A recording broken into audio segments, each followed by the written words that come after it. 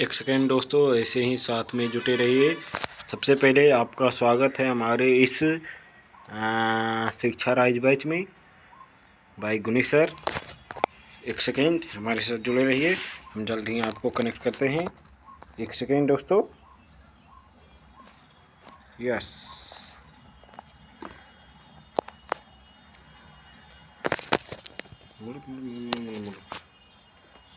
जी हाँ, अब सही हो गया कैमरा। तो आज हम लोग सबसे पहले हेलो साथियों, आप सभी का स्वागत है हमारे शिक्षा राज बैच में, जो हमारे बोला जाए तो सबके प्रिय क्या नाम है गुरी सर आपको क्लास लेंगे। आज हमारा बायोलॉजी का है, सॉरी खोला हूँ चैप्टर केमिस्ट्री का और नाम ले रहा हूँ बायोलॉजी का। Sorry sorry sorry sorry. So आज हम लोग केमिस्ट्री का चैप्टर 1 ठोस अवस्था शुरू करेंगे।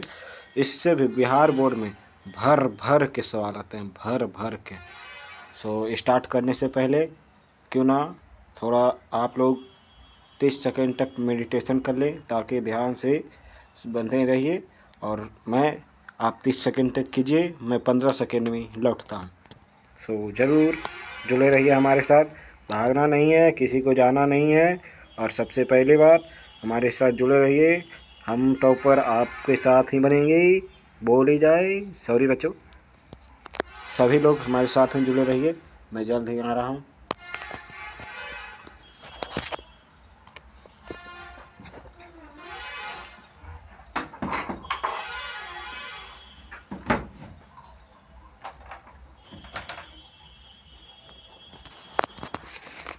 लो मैं आ गया। जैसा कि हम लोग क्लास स्टार्ट करने से पहले मैं ये बता देना चाहता हूँ, जिन्हें पढ़ना है वो ज़रूर रुक के ज़रूर मेरी बातें को ध्यान से सुनिएगा। और मैं बता देता हूँ कि कौन कौन सा चैप्टर चैप्टर में कौन कौन सा पॉइंट इम्पोर्टेंट है। सो प्लीज़ कौन कौन सा टॉपिक इम्पोर्टेंट है उस पर ध्यान दीजिएगा। जैसे में आज हम लोग ठोस अवस्था पढ़ेंगे, तो ठोस अवस्था के कौन कौन से टॉपिक पढ़ेंगे। ठोस अवस्था के सामान्य अभिलक्षण, क्रिस्टलीय और क्रिस्टलीय ठोस, क्रिस्टल ठोसों के वर्गीकरण। तो इस तीनों में से सबसे पहले मैं बता देना चाहूँगा कि क्रिस्टलीय और क्रिस्टलीय ठोस जरूर पढ़िएगा, इससे सवाल आएगा। क्रिस्टलीय ठोसों का वर्गीकरण भी से भी क्वेश्चन आएगा। क्रिस्टजालक, इससे भी आ चुका है सवाल, इस पर ज़रूर ध्यान दीजिएगा। एकक कोष्ठिका एवं अवयवीकरणों की संख्या, इससे भी आया है सवाल, इस पर भी ध्यान दीजिएगा। निविड संकुलन संरचना, संकुलन क्षमता, सभी से क्वेश्चन आता है बच्चों। कभी इस टॉपिक से पूछ लेगा तो कभी उस टॉपिक से, सभी टॉपिक इम्पोर्टेंट है। पर मैं बता रहा हूँ कि जौन जौन बहुत ज़्यादा इम्पोर्टेंट है, जिससे लगभग हर साल सवाल आता है, वो टॉपिक मैंने टिक कर दिया है। और इधर देखिए, संकुलन क्षमता से भी आ सकता है, और विद्युतीय चुम्बकीय गुण, विद्युतीय गुण, ये दोनों भी मोस्ट इम्पोर्टेंट है। देखिए टिक नहीं लग रहा है कलम की, एक सेकेंड।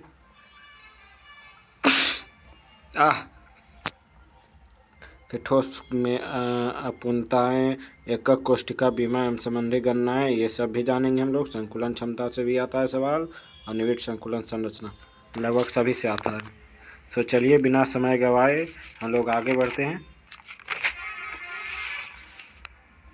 ठोस अवस्था, इसका उद्देश्य बोला जाए तो इस एकक के अध्ययन के पश्चात आप ठोस अवस्था के सामान्य अभिलक्षणों का वर्णन कर सकेंगे। क्रिस्टलीय एवं अक्रिस्टलीय ठोसों के मध्य विभेद कर सकेंगे। क्रिस्टल ठोसों को बंधन बलों की प्रकृति के आधार पर वर्गीकरण कर सकेंगे। क्रिस्टल जालक एवं और एकक कोष्ठिका को परिभाषित कर सकेंगे।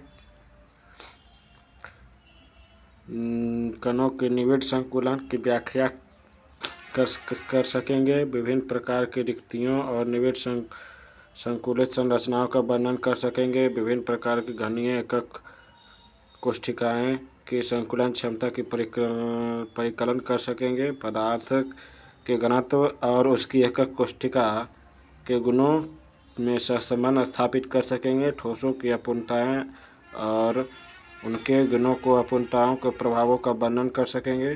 ठोस के विद्युतीय एवं चुंबकीय गुण एवं उनकी संरचनाओं में सहसंबंध स्थापित कर सकेंगे। चलिए स्टार्ट करते हैं। 1.1 ठोस अवस्था। ठोस पदार्थ जैसे उच्च तापीय अतिचालक, जैव सुसंगत प्लास्टिक, सिलिकॉन, चिप्स आदि विपुल बहुतायत विज्ञान के भविष्य के विकास को चहुमुखी भूमिका के निर्वहन के लिए नियत है। हम अधिकतर ठोसों के संपर्क में आते हैं और हम उन्हें प्रायः द्रव और गैसों से अधिक उपयोग में लेते हैं। बोला जाए तो हम जब अधिकतर ठोसों के संपर्क में आते हैं, हम लोग जब बोला जाए तो हम लोग सबसे ज़्यादा अगर किसी चीज़ से संपर्क में आते हैं तो वो ठोस होता है। जैसे हम लोग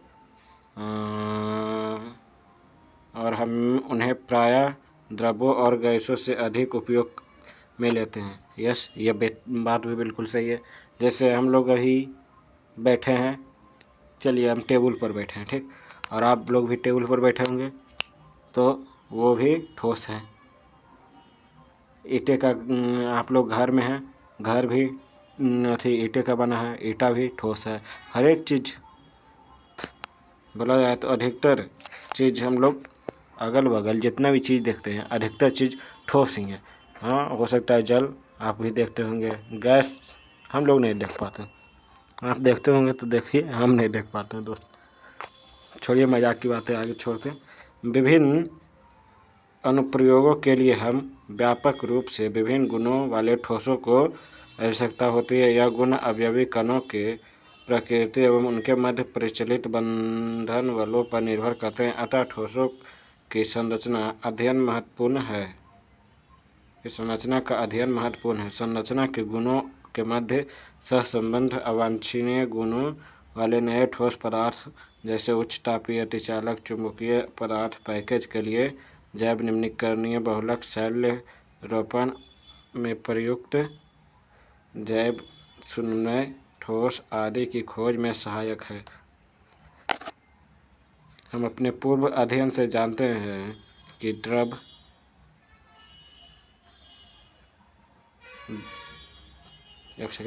हम अपने पूर्व अध्ययन से जानते हैं कि द्रव और गैसों को उनकी प्रवाह क्षमता के कारण तरल कहा जाता है। द्रव और गैसों को उनकी प्रवाह क्षमता के कारण तरल कहा जाता है। दोनों अवस्थाओं को तरलता अणुओं की स्वतंत्रता गति के कारण होती है। इसके विपरीत ठोस के अवयवी कणों की स्थिति नियत होती है और वे केवल अपनी मध्य स्थिति के चारों ओर दोलन करते हैं। इस ठोसों को कठोरता स्पष्ट होती है। क्रिस्टलीय ठोसों में अवयवी कण नियमित पैटर्न से व्यवस्थित होते हैं। ये पॉइंट देख लीजिएगा, क्रिस्टलीय ठोसों में, यहाँ से ध्यान दीजिएगा दोस्तों। क्रिस्टलीय ठोसों में अवयवी कण नियमित पैटर्न में व्यवस्थित होते हैं। इस एकक में हम कणों की विभिन्न संभव व्यवस्था के प्राप्त अनेक प्रकार के संरचनाओं को विवेचन करेंगे। ठोसों के अवयवी कणों की अन्योन्य क्रिया की प्रकृति एवं विभिन्न गुणों के मध्य सहसंबंधों की खोज भी करेंगे। संरचनात्मक अपूर्णताओं एवं अथवा अपद्रव्यों की अल्प मात्रा में उपस्थित ये गुण किस प्रकार रूपांतरित होते हैं की भी व्याख्या करेंगे। आगे हम लोग 1.1 ठोस 1.1 में है, बोला जाए तो ठोस अवस्था के सामान्य अभिलक्षण। यहाँ से जान लेते हैं, उधर सिर्फ माथा भुका हुआ है, फिर भी चलिए पढ़ लेते हैं आपकी खुशी के लिए। कक्षा 11वीं में कक्षा 11वीं में आप सीख चुके हैं कि पदार्थ 3 अवस्था में होते हैं, ठोस, द्रव एवं गैस में पाए जाते हैं। ठीक, आप तो ये बात नोमा से भी जानते हैं। ताप और दाब की दी गई निश्चित परिस्थितियों में किसी भी पदार्थ के इनमें से कौन सी अवस्था अधिक स्थायी होगी, 2 विरोधी कारकों के सम्मिलित प्रभाव पर निर्भर करती है। अंतराण्विक बलों की प्रवृत्ति अणुओं के समीप रखने की होती है, जबकि ऊष्मीय ऊर्जा की प्रवृत्ति उन्हें तीव्रगामी बनाकर पृथक रखने की होती है। पर्याप्त निम्न तापमान पर ऊष्मीय ऊर्जा होती है और अंतराण्विक बलों उन्हें इतना समीप कर देते हैं कि वे एक दूसरे के साथ अनुलग्न हो जाते हैं और निश्चित स्थितियां अध्यासित कर लेते हैं। यह अब भी अपनी माध्य स्थिति के चारों ओर दोलन कर सकते हैं और पदार्थ ठोस अवस्था में रहता है। ठोस अवस्था के अभिलक्षणिक गुणधर्म निम्नलिखित हैं। वो सब छोड़िए, यहाँ गुणधर्म इस पर ध्यान दीजिएगा। तो यहाँ पर देखिए बच्चों, वे निश्चित द्रव्यमान, आयतन व आकार के होते हैं। ठोस अवस्था, ठोस जो होता है उनका निश्चित द्रव्यमान, आयतन व आकार के होते हैं। ये बात सच है। आप एक ईंट को ही देख लीजिए, उसका आयतन नियत रहता है, निश्चित रहता है। भले ही आप उसे तोड़ दीजिए, द्रव्यमान भी उसका नियत रहता है। जब तोड़ दीजिएगा तब कहना है उसका। ये अंतरा आणविक की दूरियां लघु होती है। अंतरा आणविक की बोला जाए तो उनके बीच के अणुओं की दूरी एकदम कम होती है, बहुत बहुत कम न होती है, नगण्य होती है। अंतरा आणविक बल प्रबल होते हैं, ये बात तो सच है। आप देखे होंगे, जब ईंटों में आप लोग देखे होंगे ईंटों के कण कितना बोला जाए तो कितना अच्छी तरह से बंधे होते हैं, जुटे हुए होते हैं। ये तो आप लोग सब सामने ही देखते हैं। फिर चौथा पॉइंट, ये पॉइंट आप याद कर लीजिएगा, हो सकता है पूछ ले 2 नंबर में। तो उनके अवयवी कण जैसे परमाणु, अणु, आयनों की स्थिति निश्चित होती है और यह कण केवल अपनी माध्य स्थिति के चारों ओर दोलन कर सकते हैं। उनके अवयवी कण की स्थिति निश्चित होती है। बोला जाए तो उसके परमाणु, अणु, आयन दोनों निश्चित होते हैं, तीनों निश्चित होते हैं और यह कण केवल अपनी माध्य स्थिति के चारों ओर दोलन कर सकते हैं। और जो ये कण होते हैं केवल अपने माध्य स्थिति के चारों ओर दोलन कर सकते हैं। वे असंपीड्य और कठोर होते हैं। ऐसे भी जो ठोस है वो तो कठोर हो नहीं है। असंपीड्य मतलब उसे हम लोग दबा नहीं सकते हैं। सो अब आगे बढ़ते हैं 1.2 में, क्रिस्टलीय एवं अक्रिस्टलीय एवं क्रिस्टलीय ठोस। एक सेकेंड दोस्तों, वैसे ही जुड़े रहिए हमारे साथ, मैं तुरंत ही आ रहा हूँ।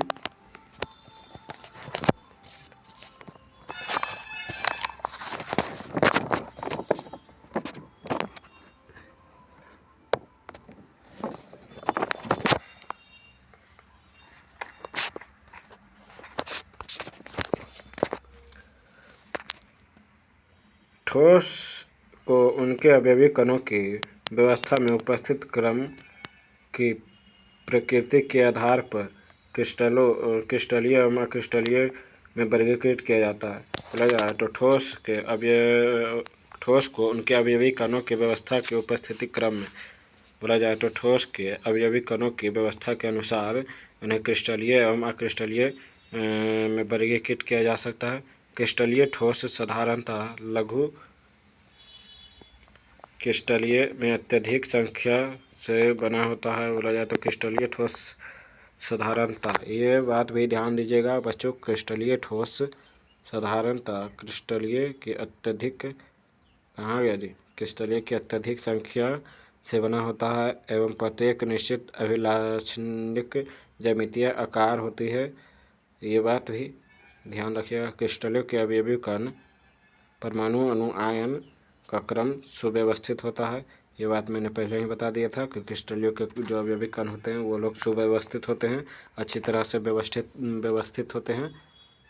ये दीर्घप्राची व्यवस्था में होते हैं, अर्थात कणों की व्यवस्था का पैटर्न नियमित होता है, जिनकी संपूर्ण क्रिस्टलों में से एक अंतराल पर पुनरावृत्ति होती है। जैसे में सोडियम क्लोराइड और क्वार्ट्ज क्रिस्टलीय ठोस का विशिष्ट उदाहरण है। हाँ, अब समझिए, क्रिस्टलीय ठोस जो होते हैं उनके जो अवयवी कण होते हैं वो सुव्यवस्थित होते हैं। और बोला जाए तो क्रिस्टलीय ठोस साधारणतः लघु क्रिस्टलों की अत्यधिक संख्या से बना होता है। लघु क्रिस्टलों की अत्यधिक संख्या से ये क्रिस्टलीय ठोस बना होता है। निश्चित अभिलाक्षणिक ज्यामितीय आकार होती है। जो क्रिस्टलीय ठोस होते हैं उनका निश्चित ज्यामितीय आकार होता है। ये दीर्घप्रासी भी होते हैं। बोला जाए तो क्रिस्टलीय ठोस दीर्घप्रासी होते हैं। दीर्घप्रासी व्यवस्था होती है अर्थात कणों की व्यवस्था में पैटर्न नियमित होता है। अक्रिस्टलीय ठोस जैसे ग्रीक अमोर्फोस आकृति नहीं होना, वो हो सकता है एक सेकेंड,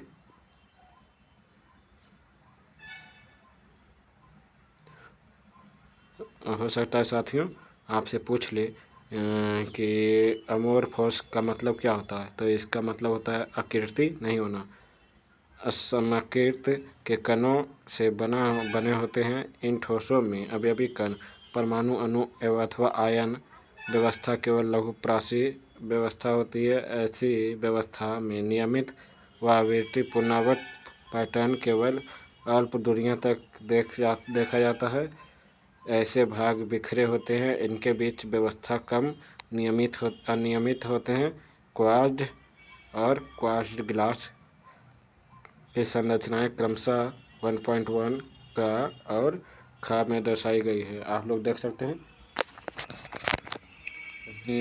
का में देखिए दोस्तों, ये जो है वो ये क्वार्ट्ज की संरचना है। बोला जाए तो क्वार्ट्ज, और ये जो आप देख रहे हैं एक नियमित और एक अच्छी तरह से है। और इसको देखिए दादा इक्का कर दिया। खा में देखिए क्वार्ट्ज कांच ग्लास की देखिए। ये अक्रिस्टलीय ठोस है। ये जो है अक्रिस्टलीय है और ये क्रिस्टलीय है। इसको देखिए आकार, वाह, देखने में अति सुंदर भी लग रहा है। ये देखिए बाबा रे बाबा, क्या मैं बोलूँ इसको। तो आगे बढ़ते हैं बिना समय गवाए। क्वार्ट्ज कांच यद्यपि दोनों संरचनाएं लगभग समरूप हैं, फिर भी अक्रिस्टलीय क्वार्ट्ज दीर्घप्रासी व्यवस्था नहीं होती। अक्रिस्टलीय ठोसों की संरचना द्रव के सदृश होती है। कांच और रबर के प्लास्टिक अक्रिस्टलीय ठोसों का विशिष्ट उदाहरण है। अवयवी कण की व्यवस्था में अंतर के कारण दोनों प्रकार के ठोस के गुण भिन्न होते हैं। अक्रिस्टलीय ठोसों का गलनांक निश्चित होता है। क्रिस्टलीय ठोसों का गलनांक निश्चित होता है और दूसरी ओर अक्रिस्टलीय ठोसों का गलनांक दूसरी ताप के एक निश्चित नरम हो जाता है।